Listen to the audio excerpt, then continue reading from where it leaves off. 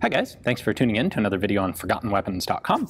I'm Ian McCollum and I'm here today at the Rock Island Auction Company taking a look at this HK41. Now this is not an HK-G41, that's a substantially different rifle. There's a video about that linked at the end of this one. This is an HK41, and if you know HK's naming system, you'll think about that and you'll go, you know what, first digit 4, that indicates a paramilitary rifle, and there weren't very many of those, so what the heck is that? This is actually the original semi-automatic version of the G3, intended for private sale to German Army reservists. The idea was it wasn't legal for a private citizen or an Army reservist to own a select fire rifle, but they could own a semi-automatic rifle.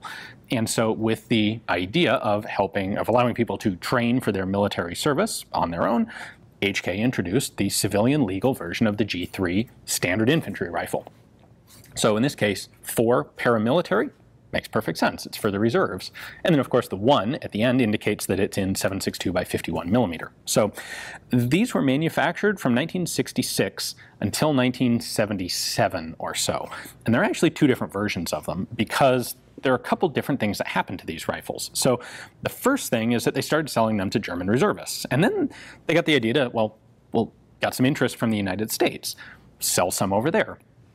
And so the very first batch that came over basically duplicated the standard G3 just with a semi-automatic fire control group. So in fact, let me come up closer onto this and let me show you exactly what I'm going to describe here.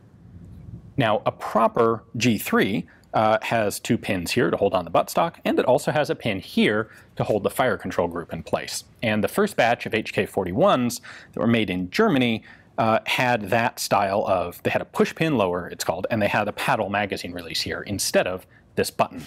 And the reason for that is that they only had to be semi-automatic to the requirements of German law, which meant basically a semi-automatic fire control group. By the way, those are S and E marked for Einzelfeuer. However, the Gun Control Act passed in 1968 in the United States, and that changed some of the requirements. It made U.S. law more stringent about what could be considered convertible into a machine gun, and it required the design of the HK41 to be changed a bit to comply. So the pin here was removed, it was replaced with an extra block of metal, the paddle magazine release became a button release, and this became impossible to easily interchange with a full auto fire control group.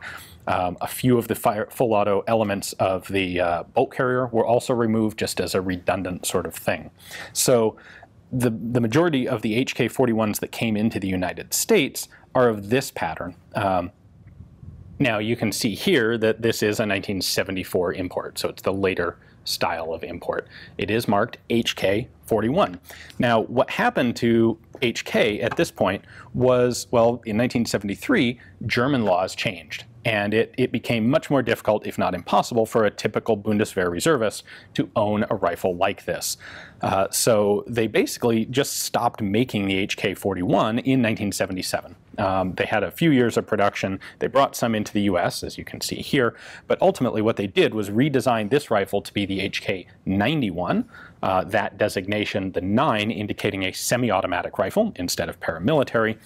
They made, or continued to use these copies, these modifications basically to meet new US law, and that became the standard export semi-automatic civilian version of the G3, and the HK41 simply disappeared. So there's not much else that changed on the G41 compared to the regular G3. There are a couple things. The finish is a black paint finish, which we have a pretty nice example of here. When these were originally sold in Germany, they didn't use the standard 20-round magazines, again, in order to comply with German semi-automatic law. They only used a kind of proprietary 5-round magazine. The ones imported into the US, however, were able to use the standard magazines. So I have gone ahead and put a 5-round mag into this one. I should point out, in Rock Island's catalog, this rifle does not include the magazine. However, it does include a very old vintage Aimpoint optic on a claw mount. So if you look this up in their catalog, you'll find this on it. I took it off because it's not quite relevant to the HK41 specifically, which is the subject of our video today. Also, to meet German law, there were 2 changes made at the front of the rifle. The end cap here was changed so that the HK-41 cannot accept a bayonet. This was relevant, I guess, to German law because bayonets are important. And the muzzle device was replaced with one that couldn't accept rifle grenades. However, the owner of this particular rifle has taken that off and gone back to the standard G3 pattern muzzle device. So this isn't the correct muzzle device. In fact, you can see that the finish on this is not the black paint finish of the rifle. Unfortunately, I don't have the correct HK-41 style device to show you. But in a nutshell, the changes required under German law were to demilitarize, so to speak, the rifle. So no bayonet, no grenades, no full-size magazines, and semi-automatic only. The requirements in the United States were similar, but not quite the same.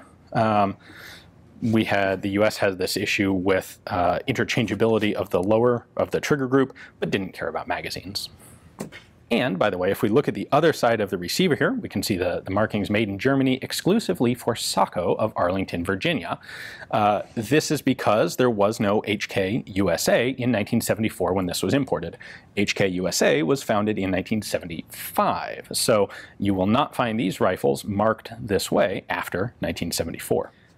The best numbers that I've been able to find were that about 1,350 of these were actually manufactured in the several different versions put together, and about 400 of those imported into the US. So not all that many.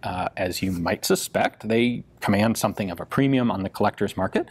However, it's a premium specifically for people who are dedicated H&K collectors, because while this is a really cool element of early HK history, specifically marketing to the Bundeswehr Reserve, as a practical matter, as a shootable gun, it's really no different than any of the other semi-automatic G3s like the HK91 or all of the clones that have come out in the decades since. So a cool rifle, something good to know about, may or may not be the thing that you're looking for yourself. Hopefully you guys enjoyed the video. If you'd like to find out more about the Rock Island Auction Company, you can take a look in the description text below. You'll find a link to their YouTube channel as well as a link to their Instagram page. Thanks for watching.